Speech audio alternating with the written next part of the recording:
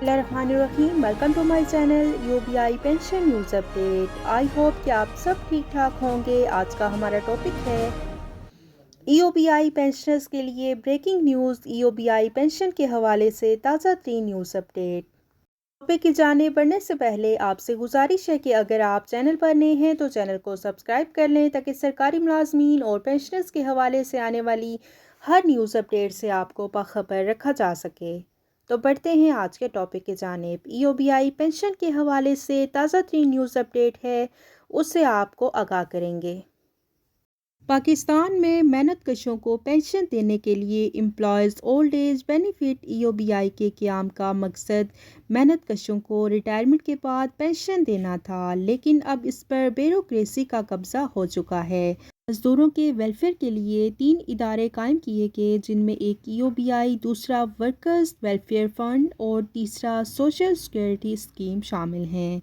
EOBI सनती मजदूरों की retirement के बाद इनको पेंशन देती है और इस फंड में हुकूमत का एक पैसा भी शामिल नहीं होता।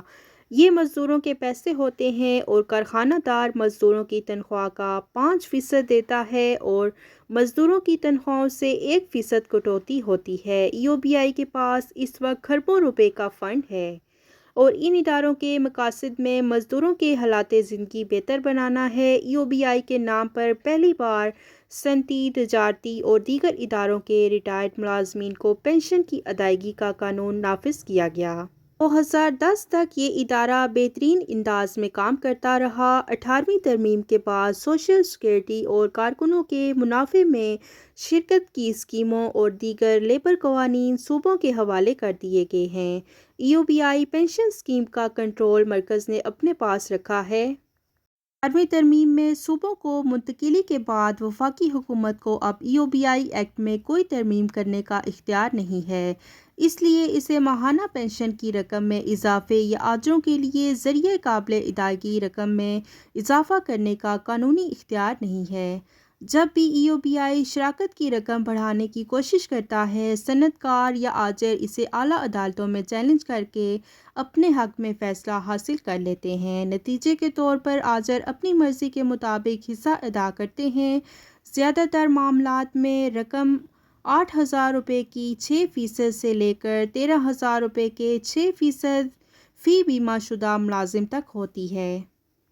6% में से 1% मुलाजिम बर्दाश्त करता है, जिसकी जानिब से बकिया 5% का हिस्सा आजर अदा करता है।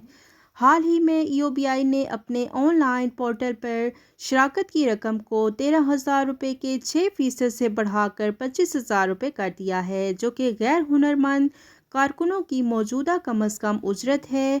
50 से ज़्यादा जायद आजरों ने एम्प्लॉयज़ फेडरेशन ऑफ पाकिस्तान के ज़रिए इस इजाफे को सिंध हाई कोर्ट में चैलेंज किया है। अगर वफाकी हुकूमत स्कीम का इंतजाम बरकरार रखना चाहती है तो इसे कौमी असम्बली में सादा अक्सरियत के साथ कानून साजी करनी चाहिए।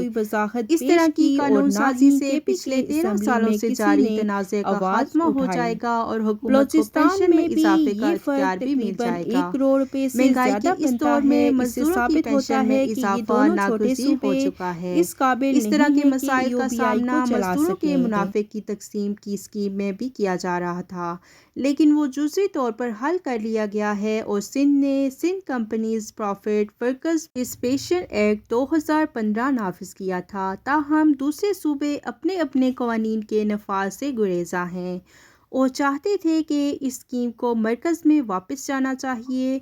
1968 के एक्ट के तहत कंपनियों की तरफ से दी गई रकम का बड़ा हिस्सा वर्कर्स वेलफेयर फंड ऑर्डिनेंस 1971 के तहत कायम करदा फंड में जा रहा था। फिर मरकज़ मुतनासिब तौर पर जमा होने वाली रकम को फर्कस की फलाह व बहबूद के लिए मुतलका सूबों में तकसीम करता है। ये खैबर पख्तूनख्वा और बलूचिस्तान में कम सनतों की वजह से फ़ंड में कमी का खौफ है और इसकी वजह यह है कि इन सूबों ने इस मामले में कवानीन नहीं बनाए थे। चूँकि वफाकी हुकूमत इनके बचाव में नहीं आई, इसलिए बलूचिस्तान ने 2022 में अपना एक्ट नाफिज किया। पंजाब, जो दोनों सूबों के मौक़िफ़ की हमायत कर रहा था, अब इसने भी पंजाब कंपनीज प्रॉफिट्स مزدوروں کی شراکت ترمیمی ایکٹ 2021 نافذ کر دیا ہے۔ اگر خیبر پختونخوا بھی اپنا قانون بناتا ہے تو صرف ایک طبقہ جو کہ بین الصوبائی کمپنیوں کے کارکن ہیں وہ رہ جائیں گے۔ ان کمپنیوں کے ایک سے زائد صوبوں میں ادارے ہیں اور یہ وفاقی قوانین کے تحت چلتی ہیں۔ چونکہ 1968 کے وفاقی ایکٹ میں صوبوں کو منتقلی کے وقت سے کوئی ترمیم نہیں کی گئی تھی، اس لیے یہ بیکار ہو گیا ہے۔ EOBI کا موجودہ قانون صرف 5,000 روپے تک ماہانہ تنخواہ لینے والے کارکنوں پر لاگو ہوتا ہے، جبکہ قانون کے مطابق موجودہ کم از کم اجرت 25,000 روپے تک ہوتی ہے۔ وفاقی حکومت کو ترجیحی بنیادوں پر ایکٹ میں ترامیم کرنی چاہیے تاکہ بین الصوبائی کمپنیوں کے ورکرز منافع میں ان کے جائز حصے سے محروم نہ ہوں۔ اخباری اطلاعات کے مطابق ریاستی سرپرستی میں چلنے والے صنعتی کارکنوں اور مزدوروں کے پنشن فنڈ EOBI کو تقسیم ہونے کا خطرہ ہے۔